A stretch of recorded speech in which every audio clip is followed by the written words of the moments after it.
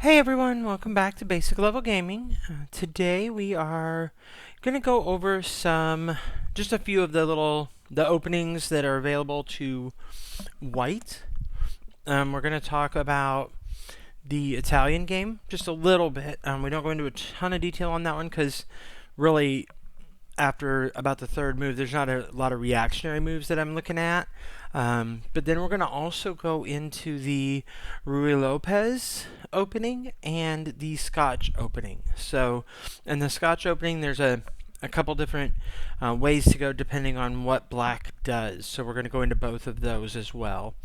So, let's go ahead and get started here.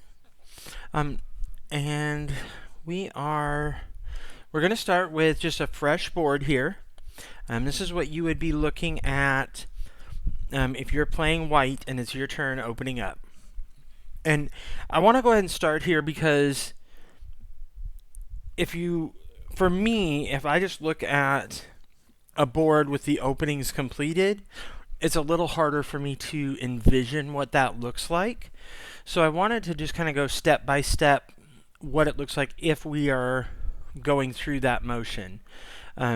So for white, on all three of these openings, and a lot of the more familiar or more popular openings, your first move is going to be able to move your pawn up to e4. So that's going to be this one right here. And for the sake of just this demonstration, we're going to say that black makes the move pawn to e5. It's a very common response from black, so we're just going to go with that. It makes the demonstration a lot easier to show here. So once this happens, most of the time your best move is going to be to take your knight that is on g1 and move it out to f3. And the primary purpose for that is you are putting an attack out on this e5 pawn. If you remember, we talked about in the past about how important it is to try to control the center as much as possible. So even though they've got the pawn there, if you're attacking the pawn, in a way you've got a little bit of control there because you can always take that and then go from there.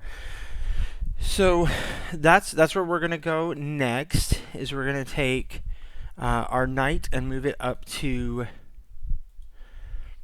f3. And you'll see that here. Same concept. Black a lot of times is going to move their knight from b8 out to c6, which is also going to be protecting that same square that we're attacking. In one of our earlier videos, we did talk about trying to have more attackers or more defenders than there are attackers if you're playing defense, so that way you can come out ahead if a trade were to occur. Similarly, if you're the aggressor, you want to have more attackers than there are defenders so that you can come out ahead there as well. So all three of the openings are the same up till this point. All the three of the ones we're looking at today. This next move, however, is what determines which of these three openings you're going into. So the first one we're going to look at, just because there's not as much that I'm going to go into about it today, is going to be the Italian game. And it also has a Italian word that I can never remember or pronounce right, but what it means is the quiet game. And that's meaning that there's not a whole lot of action going to happen immediately in it. So we're going to go ahead and go up to here. With the Italian game, your next move as white is going to be your bishop from f1 out to c4. And what that does is that gives you control of the diagonal from a2 up to g8, and it puts pressure right here on the f7 pawn. And the f7 pawn is black's weakest pawn. It doesn't really have anything protecting it except the king. So if you can be aggressive enough, you can get in there and grab it, and even checkmate, honestly, depending on how black responds to everything. But it just gives you a lot of pressure that you're putting on black to try to defend themselves. So anyway, that and always, if you can get them in a very defensive mode and kind of on their heels, it can give you a lot more advantage in the game. That's really as far as I'm going to take the Italian opening here, though, because from here, there's just so many things that can go depending on how black reacts, because there's not a direct reaction. So then the next option, if we go back here and just remind ourselves where we are, we're back on the second. We've made two moves. We've brought our knight, we've activated our knight and our e4 pawn. So the third move, when you're looking at the Ruy Lopez opening, is going to be to take your bishop, that same f1 bishop, but instead of stopping at c4, you're going to take it all the way out to b5, which at that point what you're doing is you're putting pressure on this knight, trying to remove it from the equation, so that it's no longer protecting that pawn. Now, very often the response is going to be from black is going to be to pop this a7 pawn out to a6, which is now attacking your bishop. If you take the knight, you're going to still lose your bishop, which is not, I mean, you're still getting their equal points, but this early in the game, it's not usually the best idea to make those trades, because you still have a lot of work you can do to try to gain the upper hand without trading. So the more common response from here on the next move is to actually move your bishop from b5 back to a4. And you can see that here. A very common response at this point, because black now feels like they're in control and they're attacking, is going to be to take the b7 pawn and move it out to the b5 square, which is still attacking your bishop. And now you certainly don't want to trade, because if you trade here, you're just giving up your bishop for a pawn, and that's not putting you in a better position at all. So at this point, your better response is to take your bishop from a4 and move it back down to b3. And you'll see this really puts you in the same position as the Italian game in a way. I mean, you're back one more square, but you're still attacking that same pawn and you're still in the same diagonal. The one thing that I notice, and I haven't seen a whole lot on, what the big advantage of this is, but what I do notice here is in that whole process, yes, it took you, 3 extra moves to get to the same general area. However, you've kind of destroyed some of the protection over here, keeping you out of getting towards some of those back rank squares, some of the back rank pieces. Now there's a lot more open with these pawns kicked out here. Now granted, they're still controlling squares, so that it's not necessarily the greatest control, but it just gives you some access. So that's the general position from the Ruy Lopez. And like I said, there are a couple other things that can happen, like if you do trade the pawn or the bishop for the knight, and it can change there, but this is just one example of how that opening will play out.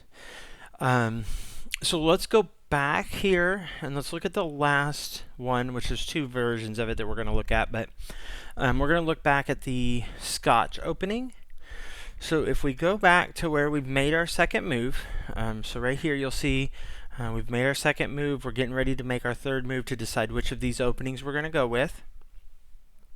Now here you're going to go For the Scotch opening, you're going to take your pawn and you're going to immediately jump out there and kind of go on the attack here. So you're going to move your D pawn up to D4. And here, you're attacking the pawn on E5. You're also, if they take your pawn with the knight, you've got your knight to take here. So there's got a couple of things that can happen here. The first example we're going to look at is if black takes a more defensive route. And so they move their D pawn up to D6, adding an additional defender to the E5 pawn. This is not typically what black wants to do. They should take a more aggressive opening here, but it is a common response that I've seen personally. So with that, white has the option here, and what we're going to go through is we're going to take from here white going into the next space, which is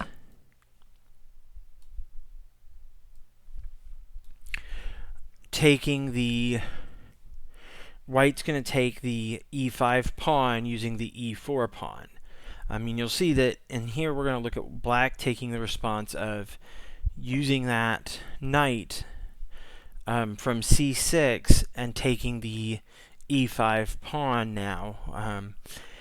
The reason for this, because it seems like why would you take the knight first, or use the knight first instead of using the pawn? The thought behind this move here for black is to keep this D file from being wide open and allowing white to trade queens if they wanted to. Ultimately, in the end, it's going to end up in the same route, because the next thing that white is going to do here, really the only thing that honestly makes sense, is to take the F3 knight and take that E5 knight. And we'll see that right here. The response then, of course, from black, they're not just going to leave the knight go, so they're going to still take that knight with the D6 pawn. And so now we've traded both of the knights, we've traded two pawns, and queen is now open for white to trade queens if they choose. And then what that does a couple of things. It allows, when you trade with the queens, the king has to move to take the queen, so that stops the king from castling in the future. It keeps the king stuck out here in the middle of the board, which is good for white, because they can now make a lot more attacks on the king and go from there. So then the next thing I want to do is let's look at an alternative response from black, which is typically, from my understanding, what's seen as a better move. So let's go back to here. So, well, no, not there. So let's go back to here, where black has, or we're getting ready to make our move for the Scotch opening. So the alternative here is if white moves to the Scotch opening, black can take the E5 pawn and take the D4 pawn.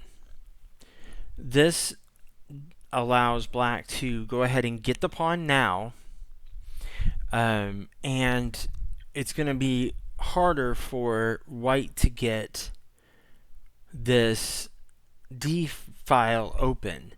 Now it does open up the E file where the kings are for white. So there's still some downside there, but the next move for white is going to be white can regain that pawn here by taking the e4 pawn or d4 pawn with the knight from f3.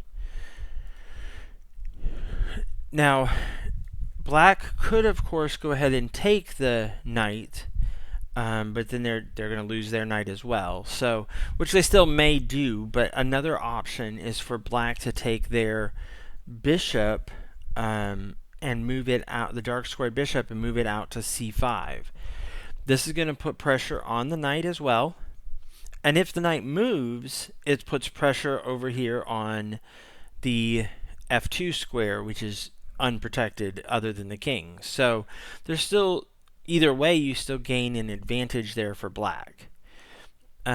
White's response to this, there's a couple of different things that can happen here, but what I would suggest for white's response is to bring out the dark squared bishop as well and put it out on e3, which is going to protect the knight. It's also going to make sure that there isn't a line to the f2 pawn if they do move the knight. So it's just a couple of things that can happen there with the Scotch opening. I kind of like the Scotch opening. I feel like it opens up the board more. It gives you a lot more chances to gain material for white, in my opinion. It's kind of the one that I choose to go with a lot.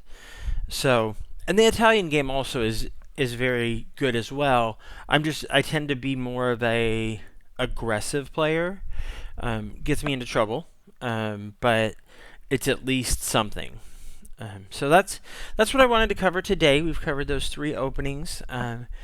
And then next time, what we will do is we're going to take a look at some of the openings for the d4 alternative for white.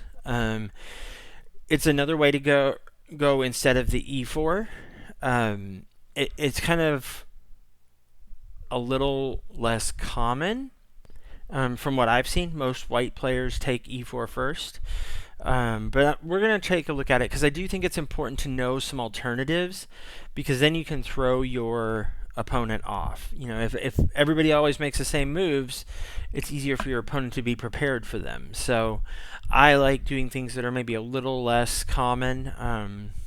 Just feel like it's more of an advantage towards me. So that's what we're going to look at for today, though. We will actually be back on Tuesday of next week. We're going to make a little bit of a change here.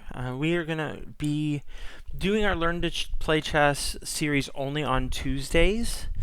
With the introduction of our Cyberpunk series, we're going to be doing that on Thursdays and Fridays.